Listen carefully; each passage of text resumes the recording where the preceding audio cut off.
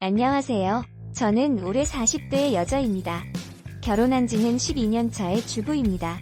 남편과 제 밑에는 이들한 딸 하나가 있고 저희 부부는 맞벌이 부부입니다.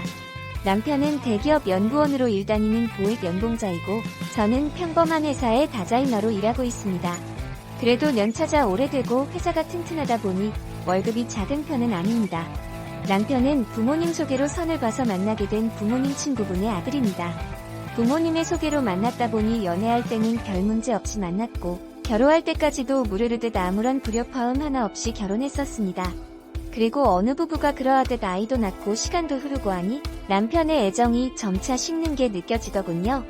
서로가 야근을 해도 별로 터치를 안 하게 되고 둘의 공통 관심사에는 오직 아이였습니다. 맞벌이 부부다 보니 양육비가 만만치 않게 들어갔거든요. 돌보미 아줌마부터 청소 아주머니까지 2명이나 고용을 해서 집을 맡겼고 퇴근하면 항상 아이들을 위주로 움직였으나 아이들이 조금 큰 이후부터 남편은 그런 것조차도 손에 놔버리더군요.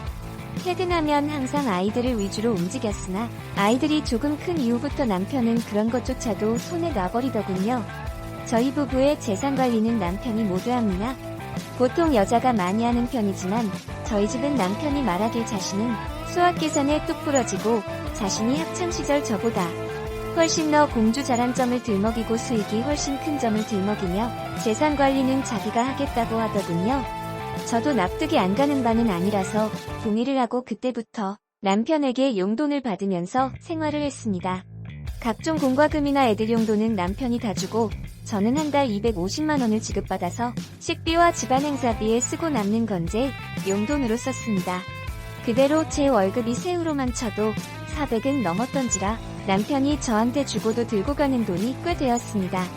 남편은 자기 월급 포함한 그 돈들로 부동산 투자나 몇 가지 투지를 더하였고 시간이 좀 지나자 남편이 투자한 것들 영성과로 드러나 돈을 크게 벌었습니다.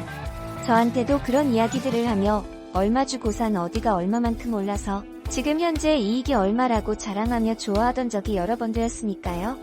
문제는 그렇게 되면서부터 저한테 재산 공개를 아예 안 합니다. 제가 우리 재산 얼마나 모았냐고 물어보면 자기가 어련히 알아서 안 하냐고, 지금 이만큼 좋은 집에 쉬는 게 누구 덕분이냐고, 그냥 오로지 자기만 믿고 따라오면 되지, 여자가 계속해서 재산 알아보려고 하면 견물생심이니 뭐니 말을 하며 항상 숨깁니다. 사실 남편이 그렇게 하고 나서 저희는 초기 신혼 때 살던 집을 벗어나 고급 아파트로 이사도 오게 되었긴 합니다. 하지만 남편이 그렇다고 모든 것이 합리적인 것만도 아니었고 명절이나 시댁 부모님들 생신 때 돈 쓸 때는 500만원을 내면 저희 부모님에게는 100만원 일이 냅니다. 그런 문제로 따져들고 싸우면 다 자기가 번 돈으로 자기 부모님 더 챙겨주는데 뭐가 문제냐며 오히려 저한테 따지네요.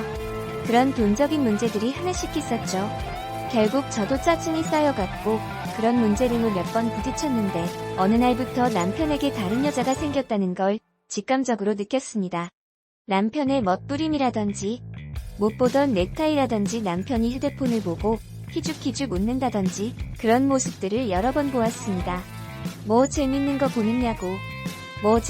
보느냐고 그렇게 희죽거리냐며 남편 휴대폰을 같이 보려고 하면 다경실색하며 저한테 정색하고는 왜 남의 폰을 반부로 보려고 하냐며 부부 사이에도 프라이버시는 지켜달라는 말을 하더군요.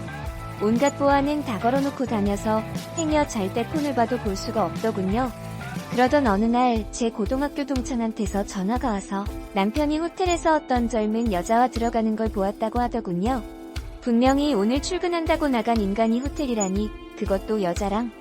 영업직도 아닌 사람이 여자랑 있는 경우는 하나밖에 떠오르지 않아서 호텔 이름을 듣고는 바로 차를 몰아서 호텔 주차장으로 내려가 주차장에 있는 모든 차를 하나하나 뒤졌습니다. 결국 남편의 차를 찾자마자 저는 그 자리에서 눈물을 터뜨렸습니다. 요즘 줄곧 다투었긴 했어도 그래도 이 남자가 바람은 절대 안 피울 거라고 믿고 싶었거든요. 그동안 오로지 우리 가정만 우리 아이만 바라보고 살았던 제 인생이 너무 한심해지더군요. 저는 일단 집에서 가져온 남편의 자동차 비상키를 꺼내요. 남편의 자동차 뒷좌석을 열고 들어가 앉았는데 앉자마자도 서러움에 복받쳐 한참을 울고 있으니 너무 비참해지더군요. 얼마나 앉아 있었을까? 시간이 좀 흘러 남편이 나왔습니다. 그것도 새파랗게 어린 여자애의 손을 잡고요. 그리고 문을 열려다 뒷좌석에 앉아있는 절 보더니 소스라치게 놀라 소리들 지르더군요. 그리고는 그 여자를 돌려보내고 연락한다 하고는 저를 데리고 근처 커피숍으로 가서 이야기하더군요. 그냥 서로 즐기는 사이라고요. 그게 무슨 소리냐니깐. 동료들과 회식하고 놀다 만난 술집 아가씨라고 귀엽고 좋아서 주기적으로 한 번씩 보고 즐기는 비즈니스적인 사이라며 저보고 신경 쓰지 말라네요. 무릎 꿇고 빌어도 시원찮을 판에 남편이 너무 당당하게 말해서 정말 어이가 없었습니다. 순간 너무 화가 나 뺨을 때리려 하자 저보고 미쳤냐 제 손을 뿌려치더군요. 자기는 마음을 준 것도 아니고 가정을 버릴 생각은 추호도 없다며 제가 과민 반응하는 거라고 하더군요. 바람 펴놓고 지금 네가 하는 소리가 말이 된다고 생각하냐고 하니깐 바람 하면서 비웃더군요. 이게 바람이면 대한민국 남자들 전부 다 바람피고 이혼해야 되냐고 되묻더군요. 유흥업소 안 가는 남자가 어딨냐고. 이 여자 말고도 자기랑 사귀면서도 만나던 술집 여자들 사실 힘들이 아니었다고? 그냥 당신한테 입원이 걸린 거지. 자기 동료들도 다 그런다고. 그러니 화내지 말라더군요. 그래서 제가 너무 화가 나서 부들부들 떨며 그럼 나도 이 남자 저 남자랑 주기적으로 즐기면서 애도 배워오면 네가 똑같은 소리 하는지 보자니까. 남자랑 여자는 구조가 다른데 어찌 그게 같은 거냐며 성질을 내는데 진짜 미치겠더군요. 이 더러운 인간과 계속해서 말해봐야 저만 정신병이 걸릴 것 같아서 결국 대화를 포기하고 변호사를 찾아갔습니다. 변호사님은 저보고 증거를 확보했냐고 하니깐 아직 하나도 확보한 게 없더군요. 별수 없이 집에 와서 녹음을 하며 남편이랑 다시 한바탕 싸움을 벌였습니다. 그랬더니 남편이 지금 애들 있는 앞에서 이게 뭐하는 짓이냐며 제정신이냐고 저한테 뭐라 하더군요. 그래 바람도 판 놈이 그래도 지가 에바라고 애 앞에서 바람핀 놈 되는 걸 부끄러운가 보자라고 들으라고 외치며 애들을 끌어안고 울었습니다. 엄마 아빠는 이혼할 서고 너네는 누구랑 살지 결정해야 된다고 말을 했더니 어릴 때부터 저만 유독 따라다녔던 아들 딸 둘 다 저를 따라오겠다고 말을 하더군요. 남편은 그 모습을 보더니 집안 꼴 잘 돌아간다며 해를 내고는 집을 나가버렸고 3일 동안 집을 안 들어오더군요. 그렇게 저는 이혼을 준비했습니다. 그래도 연락은 꾸준히 받던 남편 이혼 건으로 이야기를 나누고 싶다고 하니 며칠 만에 회사 앞에서 만났습니다. 남편에게 위자료 이야기와 재산 분할 이야기를 꺼냈더니 남편은 저한테 돈을 주고 싶어고 줄 수가 없다고 합니다. 무슨 소리냐고 하니까 비웃으면서 말하더군요. 어차피 네가 번 돈도 얼마 안 되었고 내가 번 돈과 내가 투자한 돈으로 재산을 부풀린 거라 네가 받을 재산 따윈 얼마 되지도 않을 거라고. 거기에 지금 있는 재산들은 동생한테 빌린 돈들이라서 동생한테 근저당이 있다고 하더군요. 그래서 집도 빈깡통이고 가지고 있는 돈들도 빌려서 투자한 돈이라 투지금 다 돌려줘야 된다며 저를 비아냥거리면서 말을 하는데 이 남자가 오래전부터 준비를 해놨었구나 싶었습니다. 항상 돈돈거리며 계산하던 이 망할 남자가 저한테도 이럴 줄은 상상도 못했던 바보 같은 제 잘못이었던 거죠.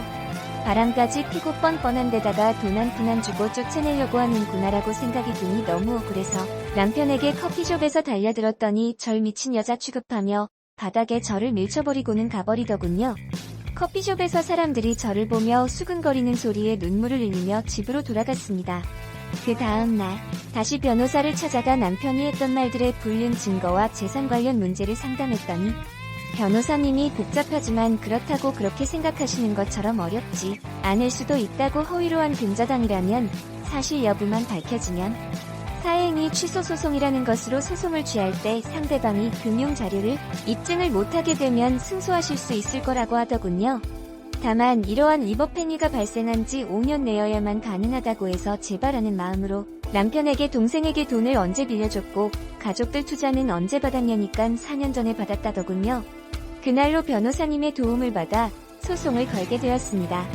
그리고 제 걱정과 다르게 남편의 남동생의 근저당뿐만 아니라 시부모님 명의로 된 모든 허위 내역까지 금융거래 내역을 이혼 소송 중에 조사를 해서 재산까지 다 받았고 유책 배우자인 남편 몫까지 해서 육사로 분배받고 저희 애들 한 명당 80만원으로 측정해서 성인 될 때까지 양육비 지급 조건으로 이혼하게 되었습니다. 남편은 저에게 엄청난 돈을 뜯긴다는 걸 알게 되자 저한테 의기양양하던 모습은 어디 가버리고 제발 이혼만큼은 다시 생각해보자며 비굴한 모습을 보이더군요. 저는 그런 남편이 모습에 저와 아이를 위해서가 아니라 그저 자신의 돈을 뺏기는 게 싫어서 이런다는 걸 더욱 느꼈습니다. 결국 남편과 이혼하고 지금은 아이들과 현재 잘 지내고 있습니다. 뺏길 뻔했던 아파트도 이젠 제 명의가 되었고요. 여성분들, 저처럼 남편에게 모든 재산을 절대 다 맡기진 마세요. 자신의 권리를 잊고 살면 저와 같은 사태가 또 리얼가라 생각하기 때문입니다. 사연 이세계 사연의 내용은 여기까지입니다. 오늘도 영상 봐주셔서 대단히 감사합니다. 일 내일이 어쩌될지 모르는 게 인생이에요. 절대 올인하지 말고 사랑하되 각자 소득은 각자가 관리하세요. 그래도 여자가 가사 분담이 더 크기 때문에 재산 분할이나 위자료 받을 수 있어요. 그것보다 만약에 다 탕진하고 없을 때를 대비해야 돼요. 주식에서 날렸거나 사기를 당했거나 해서 땡전 한 푼 줄 게 없는 경우도 있으니 이인 남편한테 무시당하는 것 글을 거면서 속이 상했는데 재산 받아서 이혼 잘하셨어요. 정말 돈 남편이 많이 벌었다고? 스님 무시하는 것 진짜 속이 타들어가셨지요. 나쁜 사람이면 오랜 동안 기획하고자만 하고 했네요. 돈이 같이 모은 돈이고 남편이 불린 돈도 같은 돈인데 남편이 웃음내요. 혼자 바람 많이 피우면서 갈아보라 하세요. 자식과 조강 지처가 얼마나 소중한지 피눈물 흘리게요. 사람을 우습게 한 죄 당해볼 겁니다. 즐겁게 살아가세요. 3. 사랑 하나지 둘이 아니요. 세상 노래도 달도 하나 해도 하나 사랑도 하나 바람 피고는 돈도 안 주고 그냥 이혼하려고 했던 그 야비한 정책법 없으면 어떻게 해요. 돈 있으면 남자들 딴지나는 버릇 밑 바닥에서 거지 인생 살아야 한다. 4. 스님님 그동안 많은 고생하셨으니 앞으로는 아이들과 행복하게 잘 사세요. 응원합니다. 파이팅. 5. 그런 사람도 있고 어떤 사람은 평상시에 마누라 앞으로 부동산을 넘겨주려 해도 마누라가 안 받는다고 고집 부려서 싸운 적도 있답니다. 어떻게든 넘겨줘야지요. 기다려라 곧 부동산이 간다.